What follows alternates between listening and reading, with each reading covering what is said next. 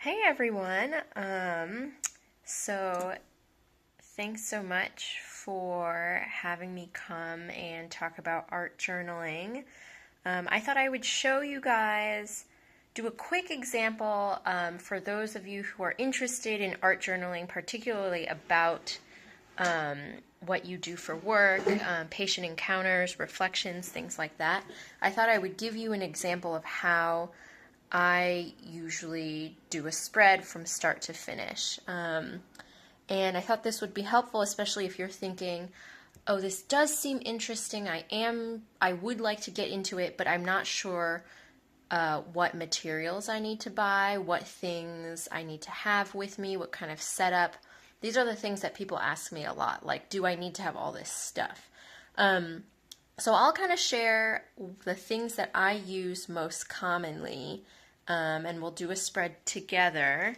And you can kind of pick and choose and decide which elements you think you would use and which you wouldn't.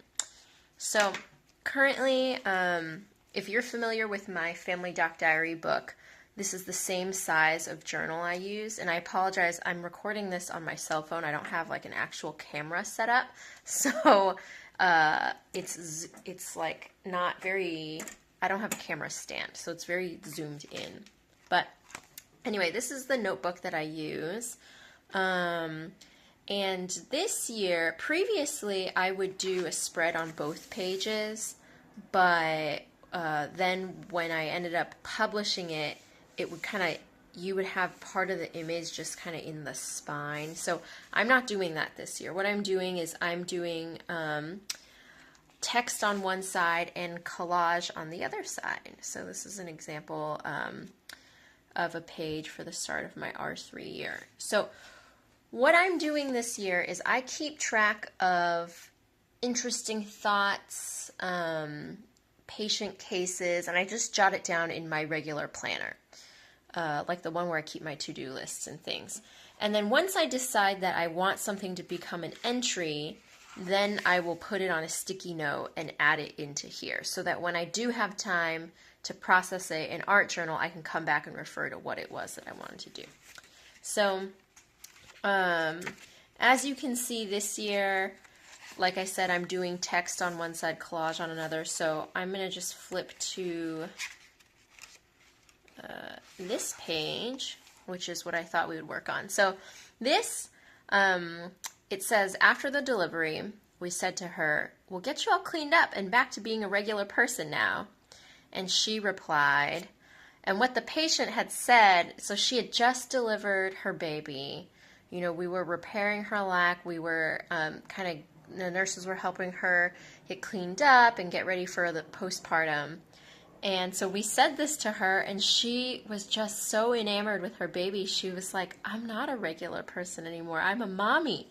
And I just really, that was like, I really loved that because we see it as such an everyday thing. Okay, you deliver, sew up the perineum, and you don't really, after a while, you forget that this is so meaningful for the patient and their family. And so I just, when she said that, I was like, kind of, it brought tears to my eyes. So I just wanted to remember that moment. So I kind of, when I'm deciding what to do for an art collage spread, I'll think about the feelings that I want to convey, and also the supplies that I have and what I could do, what type of spread I could do with the materials that I have. So when I was reading this and thinking back on that moment, I really wanted to do something that was green, maybe plant related, just to signify growth and new things and this idea of transition in somebody's life. So what I pulled out was some of my more things that I usually use in an art journal spread. So I have just random bits of collage, like paper items, collage tidbits. Honestly, you can buy collage paper in sets at your local craft store, or a lot of times you just end up collecting things, either from catalogs and you're like, oh, this was a really pretty background. You can rip it out, magazines, things like that, cards that people send you, you can turn those all into collage material. So here's a couple things that I have, so I'm using that. I do use washi tape a lot. So washi tape, I think it came from Japan and it means paper tape. But nowadays it comes in all of these different, you can get a ton of different designs. And again, your local craft store like Michael's or Joann Fabrics or any, like if you have specialty stores, they will probably carry this. And they'll come in a variety of different designs. And they're really handy to have around, just like a couple of rolls, because they're already adhesive and they have a design, so they can just really spruce up any art collage project you're doing. So I just have a couple of plant themed rolls. This is glue tape. You can just use this is glue tape, which is basically an adhesive that allows you to put on the back of collage paper and stick it into your journal. You could use a glue stick. I just prefer this. And then I also have stamps. So I have a few different rubber stamps. I probably won't use all of these now, but rubber stamps, a couple colors. And so you can notice I think one thing that I enjoy a lot, and it may not be your style, but one thing that I enjoy a lot is having textures and layers in my, whenever I do a spread, because I think it adds a little bit of complexity to whatever it is that I'm working on, and just like an extra way for me to express what it is that I want to express. So paper, tape, stamp, all of these are going to be different layers. I also have a pen, and then this is something I recently got. It's a water brush pen. It's basically just like watercolor brush, but it already comes pre-filled with its ink, and it's this like very light green. So you know, it again adds that different like watercolor element, but you can just use a regular watercolor brush too. So let's see. So here's the journal again. I do have, to keep your page flat, you can use different things. You can put clips on both sides or just paperweights in the corners. I found this, it's a music book holder, like for people who are playing piano. It was like at my local dollar store. So I find that this really keeps it, keeps the page nice and flat. So I do first try and envision what it is that I'm doing. And so like I said, I want elements of green. I will rip off these edges here just because I like a little bit more. I think I'm feeling like wanting to do a little bit of raw edging here just because I think it will add, again, that element of texture. And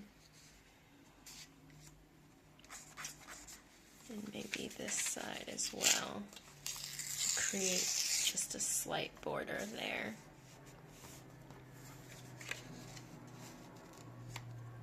And I'm envisioning putting the patient's reply on this card here. And how I'm going to do that, I don't know yet. If I'm going to write it on there or what. Oops.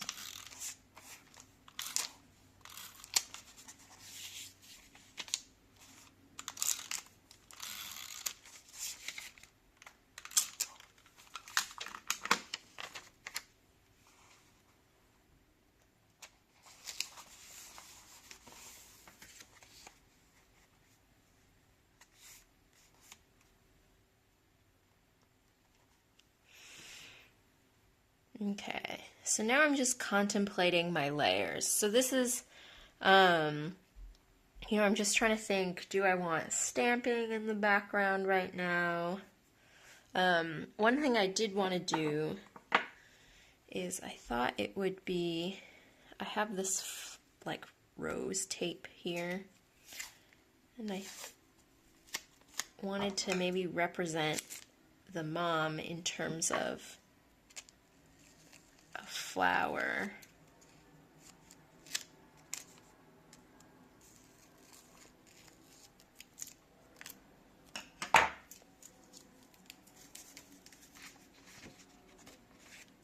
This is actually just sticker paper. You can just buy this at your local, like, office store. Any place where they sell labels, they will sell this type of paper.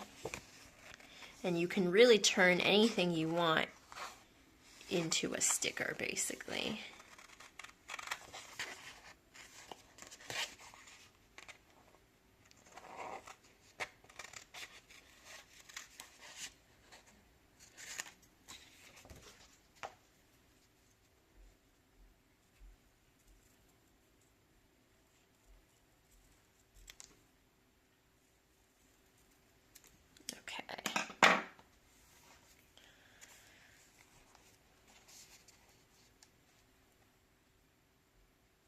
So I think maybe I will put her words over here. So then I'm just gonna commit to taping this down here, but I will admit sometimes I feel like, especially when I'm art journaling, even though I have a plan for a spread, I feel a little scared to actually commit and put something down on the paper. But, you know, I think that's part of the art journaling process. You just go with what you feel, because whatever it is, it will just reflect your creativity in that moment. So it doesn't need to be too intentional, too planned out. So we'll do that. And then I think I'll go ahead and add a couple of watercolor elements here. I'm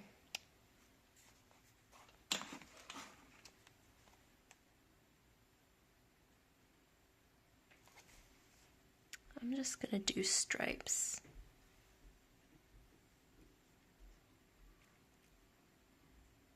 Oops. Well, a lot. A big drop just came out.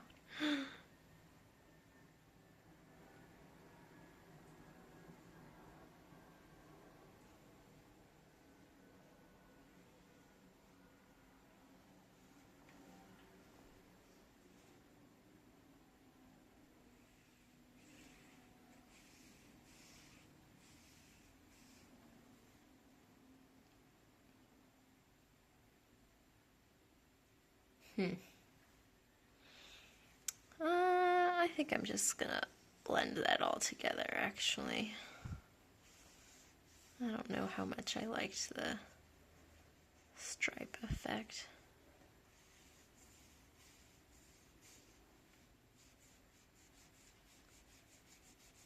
I think maybe what I'll do now is just create this kind of hazy thing. So that's the other thing, you know, when I show people art journals or I talk about art journaling, a lot of people, like I mentioned earlier, feel a little bit hesitant because they feel like they don't have an art background or anything. And I will say I also do not have any art background. I don't know how to do oil painting or sketching or ceramics or anything. I just find this fun, kind of like a release, and I tell myself I just need to put something on here as a reminder of how I was feeling or what I was processing. And I think that in and of itself creates a work that you can be proud of. So I like that. Now I will add some stamp elements here.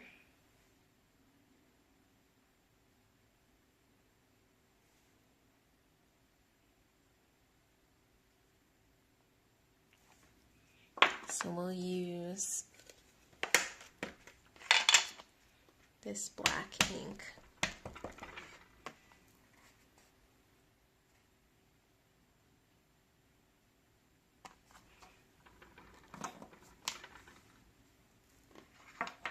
So I like how now it's kind of like there's 3 layers. There's the watercolor, the paper, and the stamp.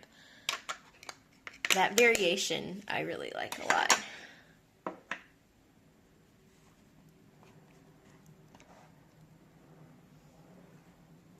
Okay.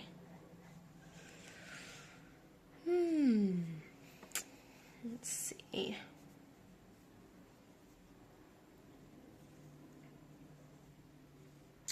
I'm not sure yet. You know, I had brought out these tapes, but I'm not completely sure that I want to use it.